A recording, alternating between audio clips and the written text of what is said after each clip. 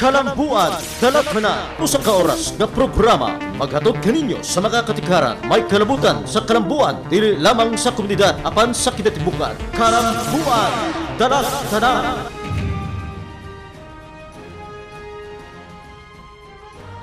Galamay nga adlaw, inyo alagad Saldi Chato, kumusta? Automatic paminaw diri siyudad sa Davao, sa tibok Islas Mindanao, may adlaw.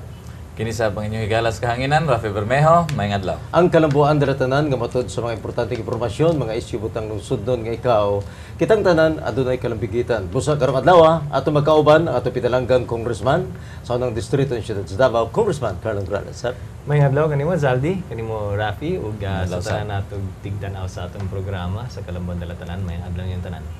Okay, Sals, mga kaigsunan, human ato may nabi si Congressman Carlo Nograles, no? Kalambigit sa mga kasamtangang panghitabo. Sulod ug gawas diha sa Kongreso at usa siyang hinabion mga kaigsunan, no? Kalambigit nining nahitabong Regional Summit on Implementation of Republic Act 10533. Isunod dayon nato pag-isgot Sals, no? Kining action plan to soften o aron mapagaan ang impact sa kining K-12 system. Unya siyempre pa, dili na to kalimtan mga kaigsunan ng inyong mga pungutan nagikan sa inyong tagsa-tagsa ka mga barangay. Congressman Carlo Grales, uso na kay karon di lang sa Davao kundi sa tibok kalibutan ang ALS kining Ice Bucket Challenge ug amo na seran Ngano ni appeal ka to? Amo na seran Congressman Carlo Grales nga usa ka sa mga natuboy nya siyempre agig tubag ni tuboy sab ka og laing ngalan aron nga mapadayon gyud ang pagpangalap og pundo alang lagi alang sa ALS o kining amyotrophic lateral sclerosis. Kumusta? Unsay gibati ni Congressman Carlo Grales? Kabugnaw sa maong tubig nga sama sa ice, Congressman Carlo Grales?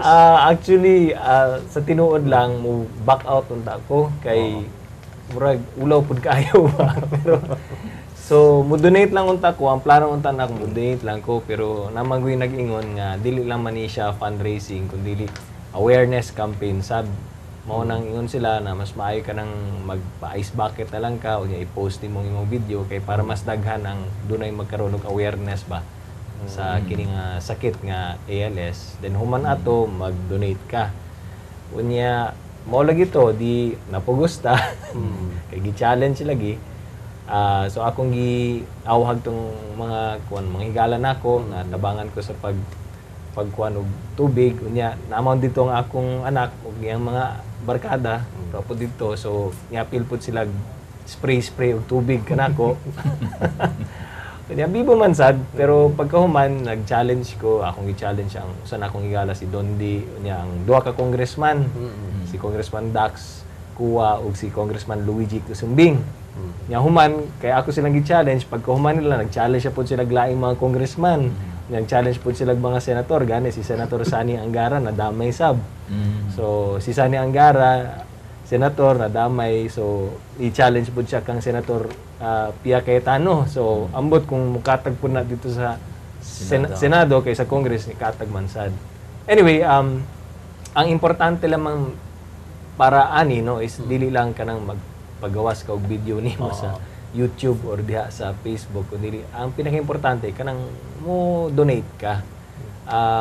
Unya ang sa akong naibawan dili man siya necessary na dito ka mo donate sa ALS. In fact, pwede ka mag-donate sa favorite charity nimo.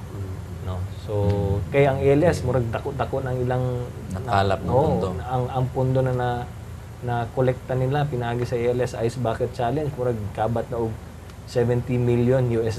So niya padayon lang gihapon. Mao nang ang uban nagaingon na sige ihatag lang sa lain charity. Labi na tong mga tabangonon kaayo ug kanang dili kay ginapansin nga charity diha ta mo tabang. Nya ang pinauso karon sa India na apoy lain kanang ginaingon nga Rice Bucket Challenge. Which parang nako gwapo sad no ang konsepto is imbis na ice bucket ubuhos kag ice bucket sa imong kaugalingon muhatag kag usa ka bucket nga rice. Wow. Ngadto sa pamilya nga nanginihanglan. So usapod ka na no sa akong tan-aw. Usapod ka nang pamaagi na makatabang ka sa mga nanginihanglan. Ang ako lang ani is kini mga inaaning klaseng kalihukan ang importante ani is magtabang ka sa mga kadto mga nanginihanglan sa tabang. More than ka nang mag-post ka sa Facebook, murag kuan ba? Ang dapat ang tanawon gyud nato diri is the concept of sharing and giving and donating and helping those in need. I think that's the essence of the challenge. Sa House Committee on Labor, kundi ikaw ang chairman, aning maong nga komitiba, Congressman Carlo Nograles, nag-hearing, may karbigitan sa maong nga balaod nun nga, aron limitahan ang mga ginahimo aning mga employers o mga amo nga magsigig publish sa mga pangalan o naong sa ilahang mga gitanggal nga mga trabahante. Usay nahimong dagan sa maong hearing diya sa imong komitiba, Congressman Carlo? Gi-approve na namo sa among komitiba. Tungod kay wala may objection gani ang ubang mga kongresista nagpahiwatig sila sa ilang pagsuporta sa maong balaod nun nga gi-file ni Congressman Chipeco. Kay bale ang tumong aning maong balaod nun is kana lagi ang namangguy ginahimo ang mga employers sa mga kumpanya kung naa sila'y empleyado na mawala na sa ilang employee or matanggal na sa kumpanya, kalit na basta-basta lang sila mag-post og mga pangalan o picture sa mga daanin ng mga empleyado. Na ulaw pud kaayo para ngadto sa mga empleyado kay murag mga wanted ang mugawas, di ba? This person is no longer connected Murag with nakasala pa. pero murag wala may sala, murag advisory lang sa kadaghanan sa publiko nga ingana pero murag wanted magud ang dating unya kuan pud mi og mga balita na pud mi na kuang mga balita nga ginaabuso daw sa ubang mga employers ug sa ubang mga kumpanya. Matud palagi is kung naa siya kasuko diri sa empleyado or ni-resign ang empleyado kay naglali sila sa boss niya, kalit lang i-publish ang ilang mga naong, i-publish ang ilang mga hulagway dito sa Mantalaan kay para i-embarrass tong maong empleyado. So karon ang gi-file ni Congressman Chipeco is limitahan na to, no? Kaya dili pwede na basta-basta lang mag-publish ka og mga picture o mga pangalan sa mga daan ni mga empleyado. Dapat limitahan na to ngadto sa mga empleyado na sensitive kaayo nga mga positions. Susama sa kahera, or ang treasurer, or ang collecting agent, or sales rep, or sales representative, or sales agent. Diha lang kutob. Unya, human, dapat na ay reasonable grounds to believe that makadamage kina sa kumpanya. Unya, kini mga reasonable grounds, yung kintahay, nag-commit siya og serious dishonesty or grave misconduct or falsification or nangawat siya or kanang na sampahan siya kaso or crime involving moral turpitude or kini mga susamaan ng klase mga pagbuhat o dili maayo. So limitahan nato og dili lang takutob para dili lang basta-basta mag-publish og mga pangalan og mga hulagway sa mga daang empleyado kay ulaw lagi kaayo niya murag mga wanted. So dito sa among committee ba sa labor amo dayon kining gi-approve and hopefully moadto na siya sa plenary for second hearing, for second reading and then ma-approve na namo sa Kongreso and then hopefully dito sa Senado ingana pud kapaspas ang pagdaga ni ana para mahimo na siyang balaod para naay control, ilimitahan nato, i-rationalize nato ang inaning klase mga practice. Okay. Congressman Carlo, ang akong pangutana naglambigit gyapon sa imong mga kalihukan karong mga panahona, no. Daghan ang gusto makisayod kung sa kuno ang nahitabo dito sa katong imuhang Nograles Jobs Fair sa Barangay Maani ning bulan sa Agosto. Nagmalampuso man siya. Actually sa akong naibaw-an dunay 111 ka mga aplikante na natabangan nato. Then gikan dito sa mga natabangan nato na ay 8 ka mga aplikante nga na-hired on the spot dayon. Na ay 5 for local employment, na ay 2 for overseas employment. Apan ang kadaghanan na-schedule na sila for final interview. So nagpasalamat kog dako sa suporta na gihatag para sa atong job fair dito sa MAA. ug kining gi-schedule natong job fair para ni sa bulan sa Agosto. Oo.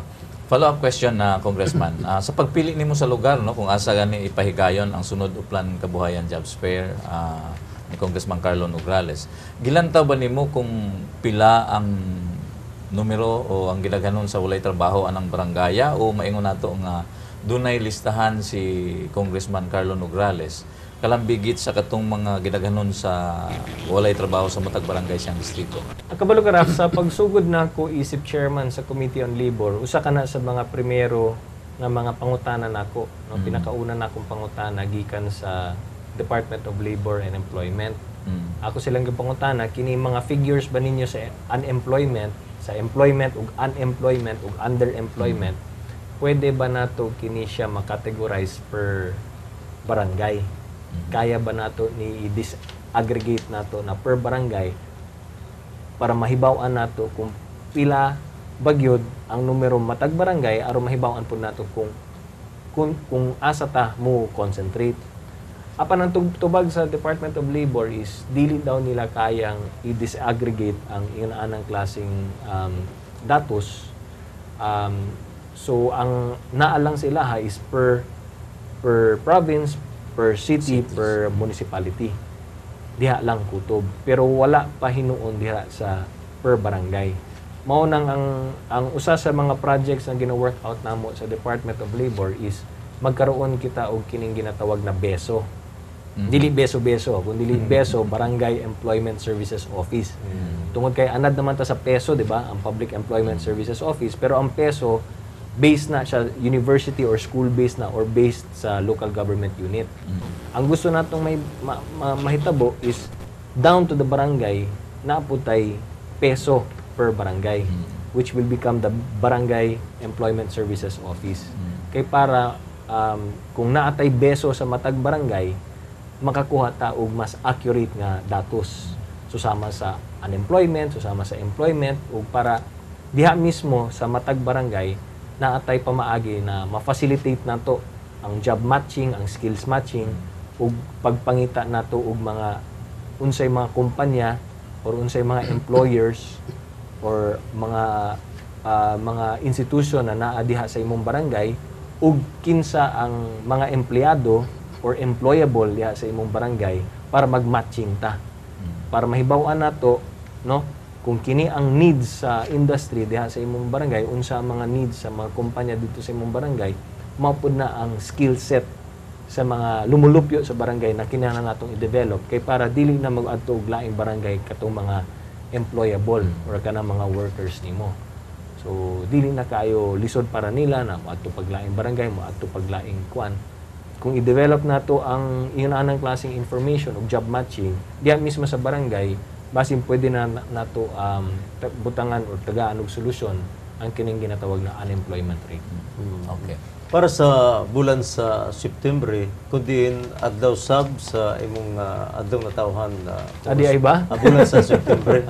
Adlaw sab sa imong adlaw na tawhan Congressman Carlo Nograles. Kining asa pud ang plano ni Congressman Carlo Nograles pahimutang ang Nograles Jobs Fair para ni bulata.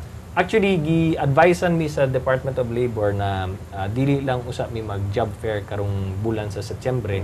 Tungod kay magkaroon kita og major job fair sa mall karong October, sama sa Naandan, di ba? Kay sama sa Naandan, kabalo magyud ta na every October na agyud tay major job fair ang Nograles, no? Ang 2-day job fair nato sa mall na kasagaran dito nato ginaheld sa NCCC Mall diri sa Maa. Di ba? So, para in preparation dito sa major job fair nato sa mall, relax lang usa ta karong September kay para in September kay para in preparation dito sa job fair nato nga dako dito karong maabot na October. So, this September imbis na mag-job fair ko, naami ipakondak nga medical mission dito sa Bagua Playa. So, naatay Bagua Playa medical mission, sabay ito sa pagsaulog nila sa ilang araw ng barangay. Samtang napata sa iskutan ng Upland Project sa Congressman Carlo Nograles, kining isingit ko lang, nindot kayo ning mga balita tungod kay amo na seran nga nagtap ang usa ka kanhi scholar o graduate scholar nimo diha sa usa ka gipagyon nga board examination. Pabor sugidli kami sa mayong balita Congressman Carlo. Yes, congratulations di ay kay Raymond de los Arcos. Kay na-appeal siya sa top 10 sa Geodetic Engineering Board. Wow. Kining Geodetic Engineering Board kining bulan sa Agosto 2014. So na-appeal siya sa top 10. Very proud ta kay appeal siya sa mga Nograles scholars. I think nagsugod siya sa first year as a Nograles scholar, nahuman siya as Nograles scholar. Then karon nakatap siya dito sa Geodetic Engineering Board exams. Tagamaan ni siya. And so we'd like to congratulate si Raymond de los Arcos for a job well done. Siyempre sa uban pa nato mga scholars na nakapasar sa Geodetic Engineering Board. Okay. Sayod magyud ang tanang dabawin nyo, Congressman Carlo, no, kung unsa ka malampuson kining Nograles Scholarship Program kaniadto, no, nga nag-produce og libo-libo ka mga graduates ug gatusan ka mga honor students. Sa pagkakaroon, Congressman Carlo, unsa man ang gusto nimong ipaabot sa CHED, no, agigiya sa pagpatuman gani kining sa college scholarship program karon nga ilang ginadumala, Congressman? Well, sa kanunay ako mang ginasulti no sa CHED kung unsay among experience diya sa pag-manage sa scholarship kaniadto tungang time na naapatay PDAF, no? And ang kanunay na akong ginaingon is una sa tanan dapat dili nila striktuhan ang paghatag og scholarship sa mga bata, no?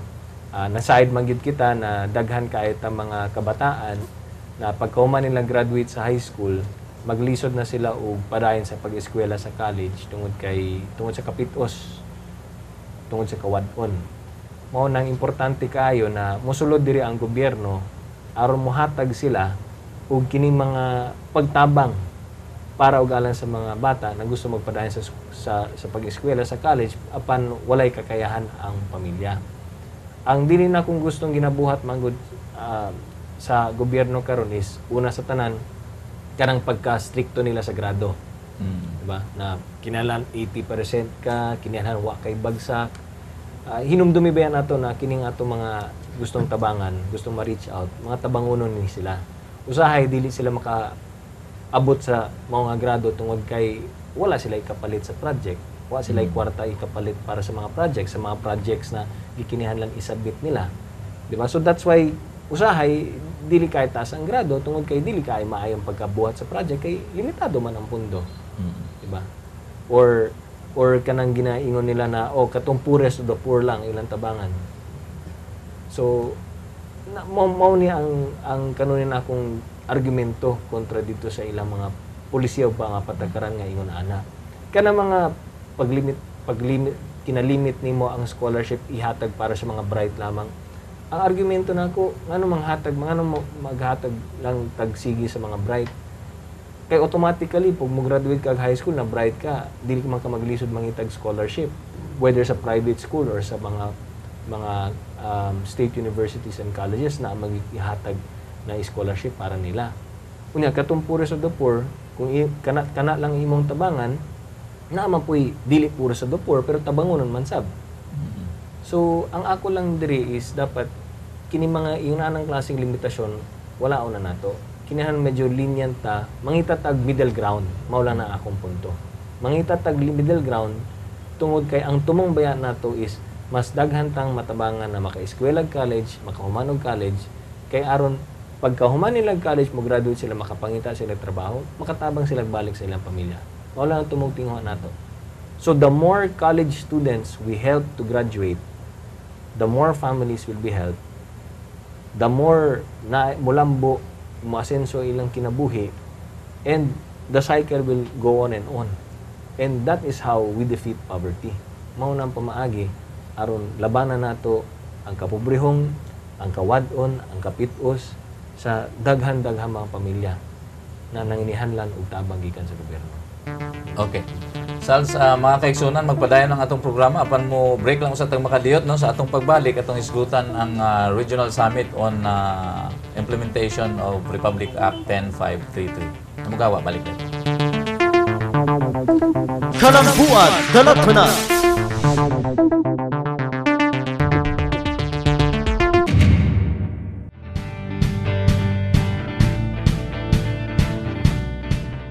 po si April Ella Nitro, taga Buhangin, Kabantian, De La Peña Homes. Nandito ako ngayon para mag-apply ng trabaho. Sa awa naman ng Diyos, natanggap ako bilang Operations Manager sa RYJ International Distributor Company. Nag-apply ako ng trabaho dito sa jobs fair ni Carlo Nograles para makahanap ng regular na job. Kasi previously, nag-work ako, actually hindi work, business, networking business ang pinagkakaabalahan ko dati. Nagpapasalamat ako sa jobs fair ni Carlo Nograles at natanggap ako bilang Operations Manager sa RYJ International Distributor Company. Ako si April Ella Nitro. Ngayon, meron na akong K.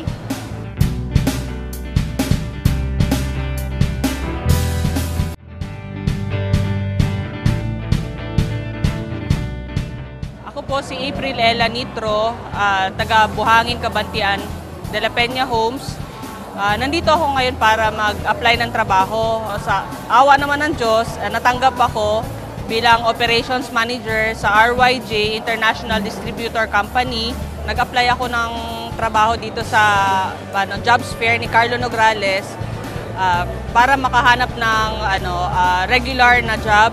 Kasi previously, nag-work ako, actually hindi work, business, networking business ang pinagkakaabalahan ko dati. Nagpapasalamat ako sa jobs fair ni Carlo Nograles at natanggap ako bilang Operations Manager sa RYJ International Distributor Company. Ako si April Ella Nitro. Ngayon, meron na akong K.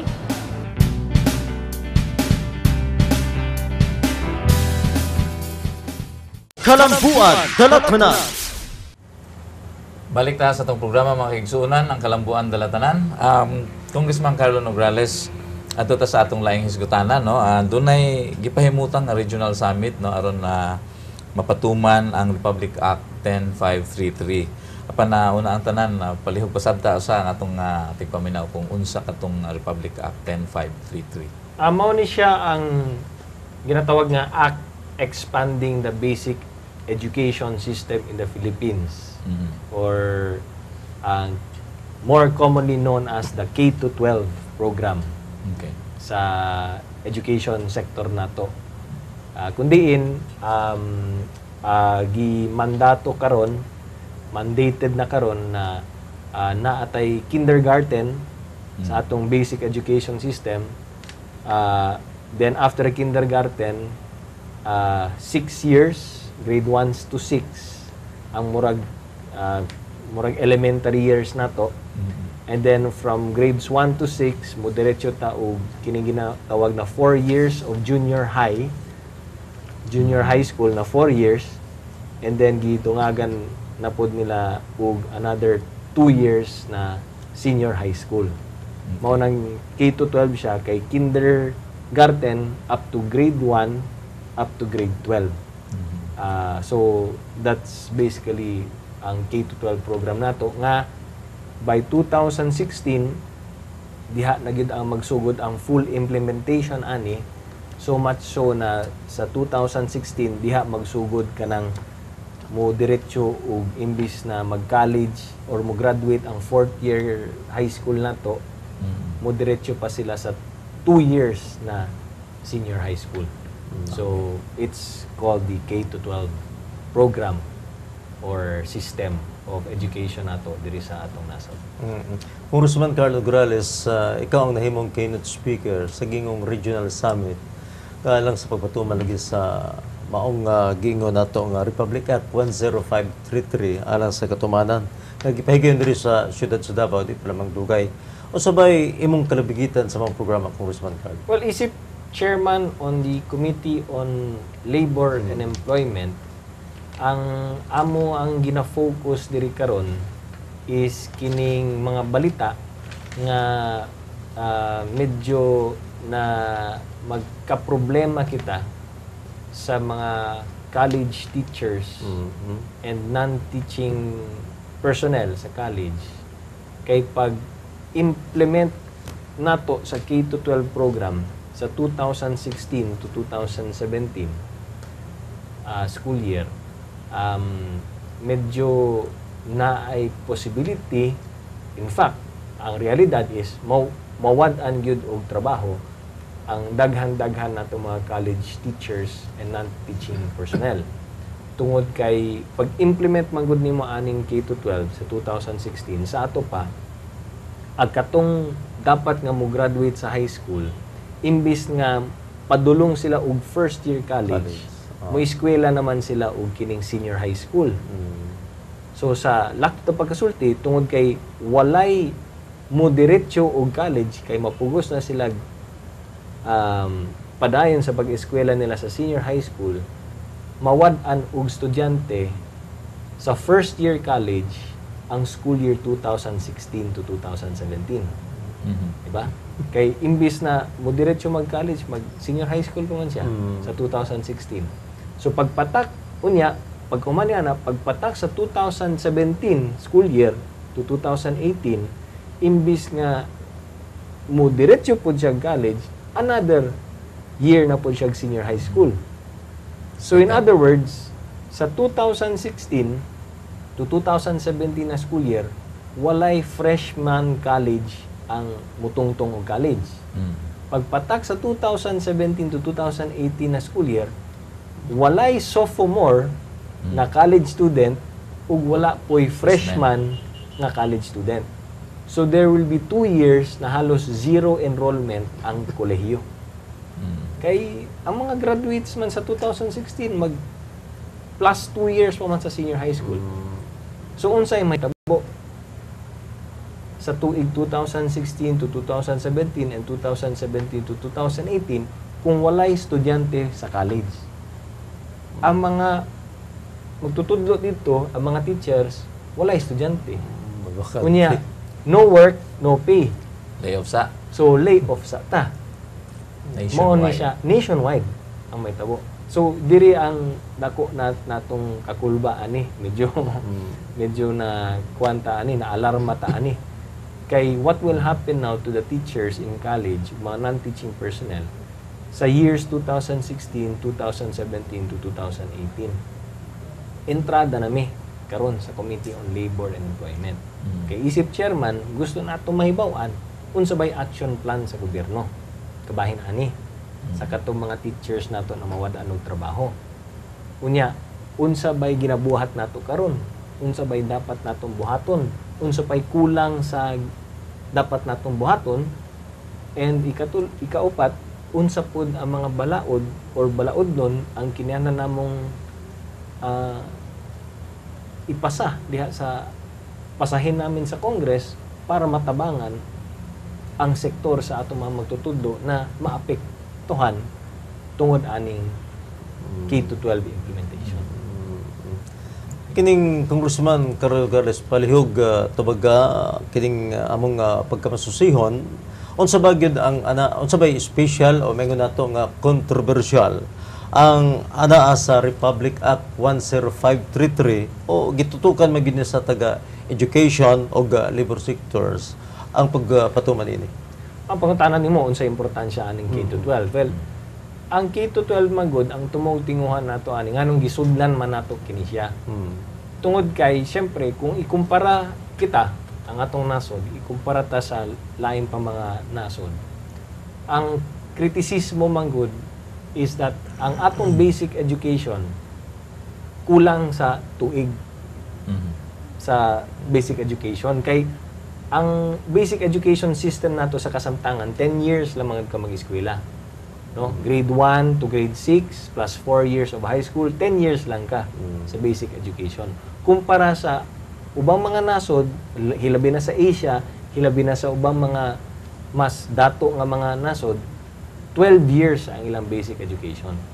Mao nang para ang standards ng edukasyon sa Pilipinas mahimong kaparehas sa educational standards sa ubang mga nasod, hilabi na sa Asia o ubang pa mga developed countries. Nisulod karon ang kining proposal na dugangan nato og another plus 2 years ang atong basic education cycle. So diha from 10 years nahimo na siyang 12 years plus kindergarten. Okay. Ikaduha, ang tumong tinguha pud nato sa atong K-12 program is magkaroon og progressive education. Kaya ang kasamtangan man gud na sistema nato is 6 years nya human mo graduate ka tapos diretso ka sa high school. Ang gusto sa K-12 dili dapat progressive ang atong edukasyon na from grade 1 up to grade 12, no? Padayon na siya, dili maputol. In terms of grade school putol and then high school lain na sad ang curriculum. Dapat ang curriculum nato is progressive, seamless, tuloy-tuloy, no? Ikatulo, ang tumutungha pod sa K-12, ang gusto nato mahitabo pagka human og graduate sa bata, dapat employable na siya. Sa ato pa dili siya maglisod og pangitag trabaho. Tungod kay naa na siya kahibalo, naa siya na skills na nahibaw-an, mao nang choice na lamang niya ang modiretso ba siya college. Pero ang idea nato, ang gusto nato mahitabo, pagka graduate mo sa K-12, employable na ka. Sa ato pa naa na kay skill set para enough for you to look for a job and be hired. Mao na siya. And age-wise, sa kasamtangan sitwasyon nato karon pagka-graduate nimo og high school, pila bang imong edad? 16, 16-year-old. So at 16-year-old, wala may mo-hire nimo. Kung mag K-12 ta, pag-graduate nimo, 18 na ka. So diha sa 18, mas na ay chance na i-hire ka sa usa ka kumpanya, di ba? So kini ang ideas, no, ang pipila sa mga ideas na gusto nato mahitabo, pero lagi mao ni ang ideal situation. Pero kabalo ba yata na lahi ba ang ideal, lahi man sad ang realidad, Aktual. ang aktual. Okay. Sa gidaghanon, no, sa hagit nga atong ginahisgutan, no, nga ginatubang ining ginatawag natong sistema sa K-12, Congressman Carlo, asas tan-aw nimo og unsa ang pwede buhaton sa gobyerno aron mapatuman, malampuson nga mapatuman ang maong programa, Congressman? Well, ang mahimong problema magud ang K-12 magud, daghan kaayo mga challenges ang K-12 na dapat tutukan sa gobyerno, no? Isa na diha kana lagi maayong tumong nimo, pero ang mahimong epekto is na kay 2 years na walay trabaho ang mga teachers nimo sa college. So dapat kana siya tutukan na siya sa gobyerno, no? Ikaduhang problema nato sa K-12 is kinilagi karon pa lang gani nagproblema ta sa textbook, nagproblema nata sa classroom building, nagproblema nata sa mga teachers, nagproblema nata sa daghan kaayong kakulangon diha sa matag kuan nato. Nagguot na gani ang mga high school nato, dugangan pag yun nimo kada additional 2 years, unsaon nimo ni pag catch up karon, di ba? So usap pud na sa mga challenges na dapat tutukan sab sa gobyerno, di ba? Ang ikatulo, ang dropout rate. Sa 10 years natong pag-eskwela sa basic education, taas na kayo ang nag-drop out. Kung dagdagan mo ng 2 years yan, mas marami ang mag-drop out, di ba? So, usap pud na sa mga problema nato na dili pud ingon nga tungod kay nag K-12 ka matubag ang mga problema or solusyon na sa mga problema. Kay whether you like it or not, 10 years or 12 years, naman po yung mga nag-drop out diha. Di ba? And then ang number 4 na challenge na gusto po natong tanawon is kinilagi ginayon sila na okay with K-12 mahimong employable na kini mga graduates nato. What if pagka graduate sa first batch nato sa K-12, sa ato pa 2018 ni graduate ang mga graduates nato. Unya pagka-graduate nila, naglisod pa man lagi gani sila, naglisod pa man sila mangitag trabaho. Will we call the K-12 now a failure? Di ba? Kay ingon nimo, sige, igsakripisyo ta, gibuhat nato kini kana kini para mag K-12 kay para pagka-graduate sa K-12 sa bata, dali lang kayo sa mangitag trabaho. Unya, kung ang epekto after that sa 2018 pag-graduate, wala lang gihapon, dili lang gihapon ma-employ, dili lang gihapon employable, kulang lang gihapon ng skill set. What do we do now? Palpak ang K-12? Back na punta sa 10 years? Adjust na punta, no? So, kini ang pipila sa mga challenges, no? Daghan pa kayo ang mga problema na ginatubang nato. But again, tungod kay nag-cambio tag sistema, nagbago tag sistema, mao ni ang ginaingon na birth pains lagi. But you know, maraming kailangan pa nating gawin, and you know, we still have 2 more years to fix the problems. Okay.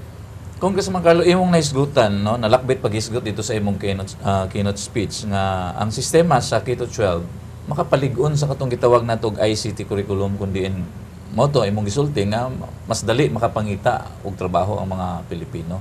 Palihog pasabta daw miyon sa katong buti pasabot niadto Congressman. Walang DepEd, mingon magud ang DepEd na gusto nila para mahimong magmalampuson gayud ang K-12 program. Tutukan daw nila kining ICT lagi or ang computerization program. So sa kasamtangan, ang ginabuhat karon sa DepEd is ilang gina-assess ang matag eskwelahan. Gina-assess nila kung number 1, computerized ba, naabay computer ang eskwelahan, basig daot na siya or nakuha na, skeleton na, or na-chop na ang mga computer dito. Basig word star pa to. Or basig word star pa ang sistema dito. So, karon gina-assess nila kung naay computers, no? Kung naay programa sa pagtudlo sa computers.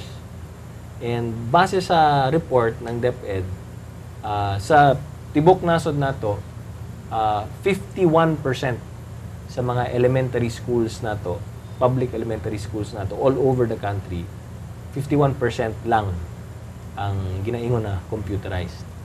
And then sa high schools nato, 88% ang computerized.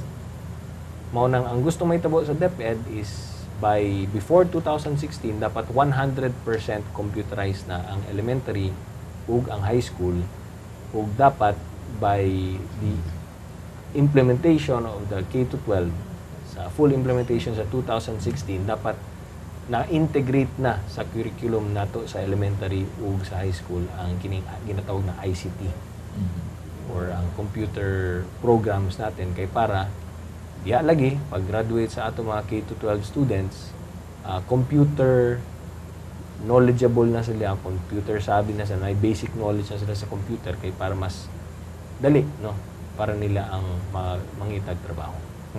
Nasulti po ni mo, Congressman Carlo Nograles, isip nga chairman sa House Committee on Labor, ang imong kabalaka basin nga dunay mawad-an og trabaho sa implementasyon aning sistema sa K-12. Unsa ba ang particular nga peligro ang imong gigabalak anday, Congressman Carlo? Matud manggod sa mga balita or sa ilang assumption, no?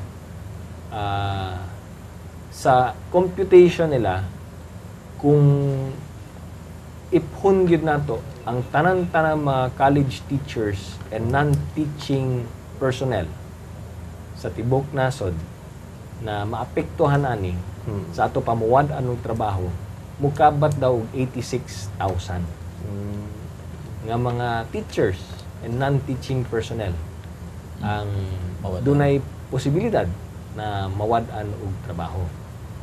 No? Isuma total na nimo ang mga teachers na apektuhan tungod kay no enrollment sa 2016 to 2017, no enrollment po sa 2017 to 2018, and low enrollment rate sa colleges up to 2021.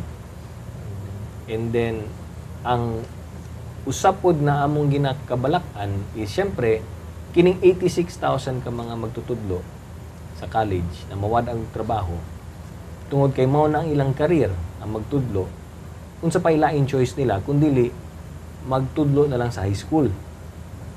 Okay, so mangita silang trabaho isip teacher sa high school. So mangita silang trabaho. Pero naaman po'y mga mo-graduate sa 2016, sa 2017, 2010, mo-graduate sa BS in Secondary Education. Nga mangita pod og teacher item or trabaho isip high school teacher. So kining 86,000 na mawad ang trabaho, mangita og trabaho isip high school teacher, ang kato mo graduate sa secondary education, mangita pod og og item or bakante nga na teacher para sa high school, dungan ang duha, what do we have? Oversupply.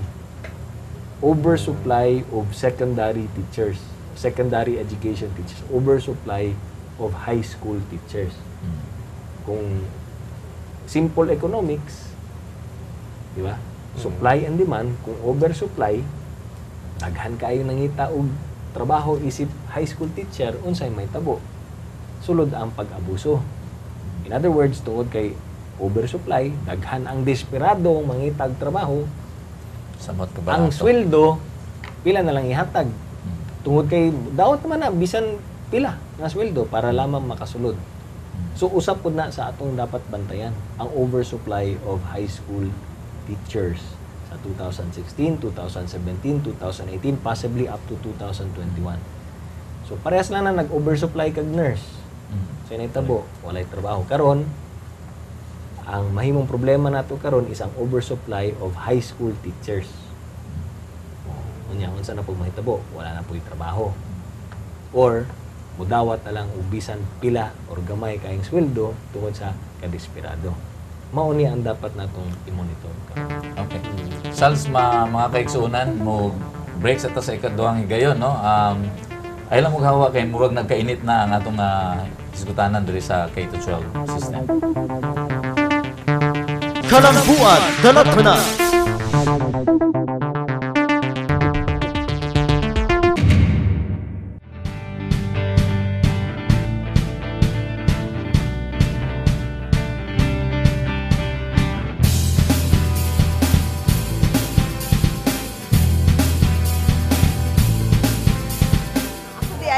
Melody Raffles, 38 years old, nga nagpuyo sa Barangay Anggalan, Tumbok, District Davao City. Niyan ko diri mga 8 o'clock sa buntag para sa jobs fair ni Congressman Nograles. Nang-apply ko para makatabang ko sa akong pamilya o ma-achieve na ko ang akong kinahanglanon sa matag adlaw. Daghang salamat sa jobs fair nga gidala ni Congressman Carlo Nograles. Tungod ni ana nakatrabaho ko sa Adana Manpower Services isip usa ka sales clerk sa Taiwan. Ako si Melody Raffles ug karon naa na ko'y K.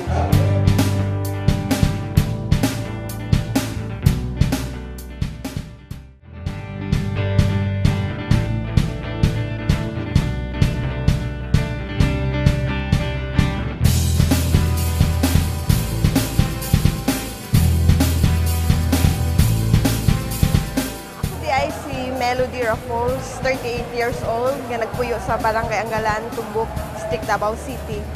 Niyan ko diri mga 8 o'clock sa buntag para sa jobs fair ni Congressman Nograles. Nang-apply ko para makatabang ko sa akong pamilya o ma-achieve na ko ang akong kinahanglanon sa matag adlaw. Daghang salamat sa jobs fair nga gidala ni Congressman Carlo Nograles. Tungod ni ana nakatrabaho ko sa Adana Manpower Services isip usa ka sales clerk sa Taiwan. Ako si Melody Raffles ug karon naa na ko'y K.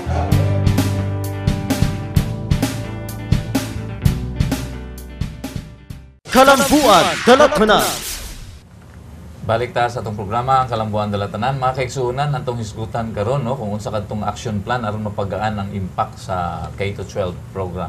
Sals, imong higayon. Abantita sa laing sa atong iskutanan Congressman Carlo Nograles, palihog isa sa kanang unsang unod sa nalatid nga action plan aron nga mapagaan gani ang implementasyon sa K-12. Unahon nato ang gingong ayuda sa pundo alang sa mga higher education institutions o eskwelahan. Murag nindot ni Congressman. Yes, syempre, nakita man sa gobyerno ang may imong epekto aning K-12 is maapektuhan ang income sa ato mga pribadong tulungaan. Diba? Automatic na siya. Labi na ka ng zero enrollment lagi. Unya, ang dili nato gustong mahitabo na kini mga pribadong tulungaan nato, mga eskwelahan nato, mga private schools nato manarado tungod kay lugi, tungod kay wala lagi enrollment For 2 years. No? for 2 years, no, and low enrollment for the next years up to 2021. So ang nakitang pamaagi sa gobyerno is naman na sila'y kanang ginatawag na IGASTE program or kining scholarship na ginatawag na IGASTE, which stands for Expanded Government Assistance to Students and Teachers in Private Education.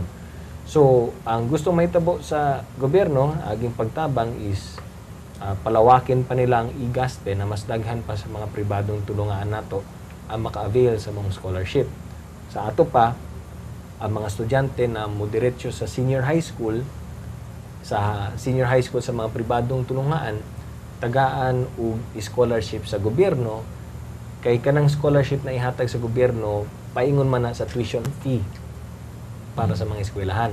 So para dunay income nga makuha ang ato mga eskwelahan, ang mga private schools na to, pinaagi sa scholarship na ihatag sa gobyerno. So usa ka na sa pamaagi. Ang ikaduhang pamaagi is mag-abri sila og loan window or pagpautang sa ato mga private schools, pinaagi sa mga government banks nato, susama sa DBP ug sa Land Bank.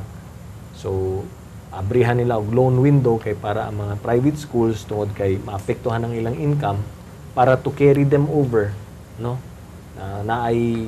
Naalagya po kapital o kwarta ang mosulod dito sa ilang operation, kay maapektuhan ang ilang operation, makautang sila o makapangayo sila utang gikan sa Land Bank o gikan sa DBP. Ang ikatulong pamaagi na ginabuhat sa gobyerno ang pag-facilitate na gawa sa Land Bank and sa DBP, makapangayo po sila utang gikan sa uban pa mga private banks. So kana usa ang tulo ka mga pamaagi na ginaisip sa gobyerno aron tabangan ang mga private institutions. Ang employment facilitation, job placement, apil ang in-service training, Congressman Carlo, apil ni siya sa giingon atong K-12 action plan. Palihog pasabta kami og dugang kalambigin. Katulagi, di ba? Nasabta naman gid nato na tungod sa K-12 na ay mawad-an og trabaho, di ba? So ang action plan sa gobyerno para ani is number 1, ang first option gid nato para sa mga pribadong tulunghaan, no, na we encourage them na dili sila mo fire out sa mga teachers nila para nalagya po yung madawat na sweldo kay luilig yung mga teachers. Apan kung dili nila kaya financially, dili nila kayang i-retain ang teacher, ang next option para sa mga pribadong tulunghaan is ibalhin ang teacher na college teacher, ibalhin siya sa high school. Okay. Kung kayang i-absorb sa high school. Anyway, madugagan man og additional 2 years ang high school system nila. So magkinihan lang gihapon sila mga teachers dito. So ang daan nimong college teacher, i-transfer na lang nimo as high school teacher nimo. Mo na siya ang second option. Ang third option, kung dili pwede or dili na kaya or wala kay high school diha sa pribadong tulungan, college lang ka, wala kay high school, mo assist karon ang gobyerno na katong dati nimong college teacher na gusto mag high school, ibalhin nato sa laing pribadong eskwelahan na nag-hiring og additional high school teachers. Or kung dili pwede sa pribadong tulungaan, sa public school sa DepEd, sa public high school sa DepEd. Mauna siya ang next option. Or the last option would be is kung dili siya pwede sa private high school, dili siya pwede sa public high school, ibutang nato sa technical vocational school. Mauna ang next option nato. And then ang last option nato is ngita na lang ta og laing career para sa teacher na maapektuhan. So mauna siya ang step-by-step process nato sa pag-assist dito sa ginatawag na 86,000 ka mga teachers na maari, no, basin maapektuhan diri sa atong K-12. Okay. Sa imong speech dito sa Regional Summit, Congressman Carlo, naisgutan sab nimo, no, ang giingong livelihood, entrepreneur trainings, ug ang financial programs. Unsa po ni siya, Congressman? Maulagi ka na, no, sa katong mga teachers na dili ma-absorb, no, dili nato mabalhin sa high school, dili nato mabalhin sa private high school, sa public high school, dili nato mabalhin sa technical vocational school, na ipamaagi ang Department of Labor na tagaan na lang natong negosyo. ang katong teacher Apektado. na apektado nga naapektuhan nga teacher. So tagaan na nato og negosyo kay ang Department of Labor and Employment naman na sila livelihood and self-employment programs. So sa ato pa tagaan na nato og negosyo ang Department of Labor na sila pundo para maghatag og donate or mag-grant og mga equipment, materials para makasugod og sariling panginabuhian or negosyo ang naapektuhan nga teacher. Then, gawas sa paghatag og equipment and materials, napoy training ay hatag. Training sa pag-manage sa imong negosyo, training sa entrepreneurship, training sa basic accounting, basic marketing, mga basic skills na gikinahanglan nimo para mahimo kang successful nga negosyante. So, mao na ang pwedeng ihatag nga tabang sa gobyerno pinagi sa Department of Labor para dito sa mga teachers na maapektuhan. Dugang sa mga nakalatid sa action plan, alang sa hapsay nga katumanan sa sistema sa K-12 Congressman Carlo Nograles, pabor pasabta kami, may kalabutan sa gingong retooling for teaching and non-personnel o non-teaching personnel, Congressman Carlo Nograles. Yes, so sa ato pa, kung ang teacher gikan sa private school, sa college, no, mabalhin nato, ibalhin, mapugos na kinihanglan ibalhin siya sa kanang mga public high schools nato. Ang Department of Education or mabalhin siya sa high school, ang Department of Education mosulod sa paghatag og training para nila sa sistema sa pagtudlo sa high school. Because we have to remember na ang mga college teachers, dili na sila anad na magtudlo sa high school. Mas anad na sila magtudlo sa college students. So, kinihanglan na sila training, kung mobalhin kag high school, lahi baya ang skills or ang gikinihanglan nimong kwan. Kailangan i-retool nato sila, no? Tagaan nato skills, training sila para preparado sila sa pagtudlo og high school student. Lahi ba ang high school student, lahi ang college student. So, musulod ang DepEd, mag-training siya sa mga teachers regarding sa pagtudlo sa high school students. Karon kung ang teacher ibalhin sa technical vocational school, ang TESDA na po ang bahala. I-training siya, aron ma-certify siya as a trainer, ma-assess siya as a trainer, and tudluan siya para mahimo siyang maayong trainer sa technical vocational.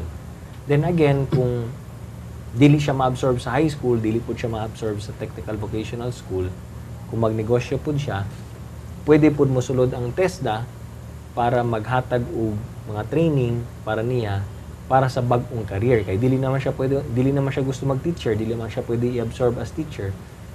Ngito na lang siya laing trabaho, maglaing na panginabuhian. So pwede po mosulod ang TESDA diri para maghatag og skills training para niya para sa iyang bagong career. Alang gyapon sa gingon nato nga hapsay nga tumanan sa sistema sa K-12 Congressman Carlo Nograles, maong sugyot nga loan moratorium and condonation o ang hanyag nga kidibang piyungan una usa ang mga utang. Congressman Carlo, sigurado gid mi nga daghan ang mga interesado nini, daghang mga utangay sa akong tan-aw interesado gid ani Congressman Carlo Nograles. Well, syempre dili man nato malikay katong mga teachers na mawad anong trabaho. Dili na sila kabayad og utang. So, ang kining mga teachers na maapektuhan, ang pwede pud mahatag na tabang sa gobyerno is kung naa sila utang sa SSS, isuspendo sa nato ang payment nila sa ilang utang sa SSS. Isuspend pud nato ang pagbayad nila sa interest payment nila para sa SSS. So, ang gobyerno murag magkaroon na og memorandum of agreement with SSS kay para kung naa may mga teachers na maapektuhan tungod aning K-12, na ay suspension of payments na dili usa ka kinihanglan mo bayad sa imong utang sa SSS. Ingon ana pud sa Pag-ibig, kung naa sila'y utang sa Pag-ibig or sa HDMF, na ay moratorium na ihatag. Na ay moratorium sa pagbayad sa imong utang, na ay condonation pud sa imong interest diha sa Pag-ibig. And then sa PhilHealth, sa ikatulo, ang PhilHealth sad, kung naapektuhan ka, usa ka magtutudlo na naapektuhan tungod sa K-12, And then kintahay nagkasakit ka, example lang, no? Simba ko lang nagkasakit ka or kanang mga dependents nimo, mga member nimo sa pamilya tungod kayo nawad-an kag trabaho, dili ka nakabayad sa imong PhilHealth, gobyerno na karon ang mo sponsor sa imong PhilHealth card. So usapod ka na sa pamaagi na makatabang ang gobyerno para og alang sa katong mga magtutudlo na maapektuhan sa K-12 program. Diha sa House, Congressman Carlo, among nasayran nga imong ginabuhat ang imong parte, no, aron mapatuman gayod, aron ug matuman ug magmalampuson kining sistema sa K-12 program, pinaagi sa usa ka bill, no, aron mapundar ang giingong Tertiary Education Sector Transition Fund. Palihog pasabta kami unsa kaning maong bill. Yes, kasi sa kasamtangan na ami ginapanday, natay ginapanday nga balaod nun karon sa Kongreso, may tungod aning TESTF fund lagi or kining Tertiary Education Sector Transition Fund. So pinaagi sa maong balaod nun, kung mahimo na ni siyang mapirmahan kini, pumasa ito as isip usa ka balaod, magkaroon na og pondo kining TESTF na fund. Ang tumong og tinguha nato aning maong pondo is katulagi na gusto nato mahitabo na tay pondo aron pagtabang nato diri sa mahimong epekto sa K-12 sa katong mga maapektuhan. So sa lakto na pagkasulti, kung naatay ma-secure nato ang inaning klaseng pondo, magamit nato kini para number 1, katong mga dati o mga daan ng mga GASP scholars. No? Imbis na kutob lang ang ilang scholarship sa 4th year high school, automatically, pagtungtong nila sa senior high school and another senior high school, automatically, e-GASP scholar lang gyapon sila. No? Kasi kay sa kasamtangan na ang e-GASP scholarship nato up to the 4th year high school. Walay pondo para sa 5th year high school ug 6th year high school nimo. So ang gusto nato natay pondo para ma-secure nato na tanang mga GASP scholars nato no magpadayon ang ilang scholarship. Number 2, kinihanglan natong i-secure ang maong pondo kay para katong mga teachers na i-retain na alang gyapon sila makuhaan, na sila matap nga pondo para sa ilang research in training and extension work. And ikatulog, pinaka-importante, kanang mga teachers na mawad-an og trabaho na atay financial assistance na mahatag para nila for 2 years unya diri kwaon sa maong pondo. So kana ang mauna siyang importansya aning ato mga pondo kay para full circle mataba ang pagtabang nato. Number 1, ang mga priority nato na mga teachers, 86,000 na teachers nato na maapektuhan. Number 1, dili mawad anong trabaho. It's either ma-transfer sila sa same school pero sa high school na sila, high school teacher na sila, or mabalhin sila sa DepEd na high school, or mabalhin sila sa technical vocational school, or kung dili man ug mawad-an gyud siya ng trabaho na ay pundo financial assistance na mahatag ang gobyerno para nila na dito nato kwaon sa TESTF fund nato na ginapanday namo karon diya sa Kongreso. Okay. Murag di naman ginato kapugnan na rough Congressman Carlo Nograles. Daghan pa ta mo ipangutana pero yung sustain kita ang tutabil sa ato katulong kalambuan na mga mensahe ni Congressman Carlo Nograles. Yes, una sa tanan daghang kay salamat Rafi ug Zaldi. And of course, sa tanan nato mga nagtan-aw, salamat kayo sa kaniyong suporta. Ilabi na sa paghatag niyong suporta sa atong nagmalampuson nga job fair. Medyo na busy kayo sa atong trabaho sa Kongreso. Ilabi na sa atong pag-approve sa atong budget ug sa uban pa mga balaod nun na kinahanglan natong pasahon kaya sa Congress mga priority bills nato. Unya nagkasabay-sabay pa kining impeachment complaint, nagkasabay-sabay pa with the kining charter change, ug uban pa mga init kaayo nga mga issue karon diha sa Kauluhang Maynila. Apan bisan pa man inana ka init ug inana ka bugat ang atong trabaho, nagpadayon lang gyapon ta sa atong pagserbisyo diri sa atong distrito.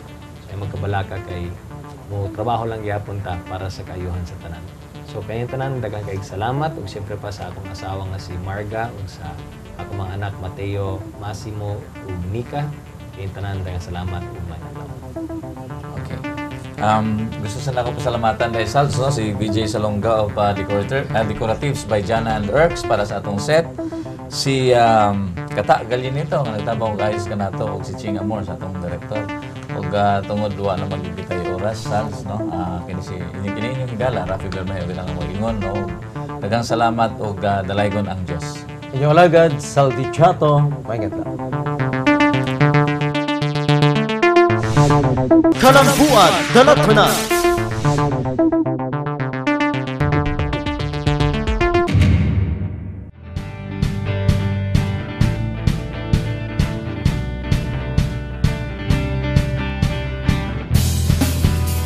Ako si Sadam K. Silungan, nakabuyo sa Grabahan Davao del City ug ako nangita og trabaho karon nakakita ko sa internet og job fair ni Congressman Carlo Nograles. Karon ni anhi ko para ma-support na ko sa akong pamilya. So karon naa na ko dire napa-interview og daghang salamat sa job fair nga gidala ni Congressman Carlo Nograles ug karon nakatrabaho nako sa Anas Breeders Farm Incorporated isip usa ka flaxman. Ako si Sadam K. Silungan ug naa na ko'y K.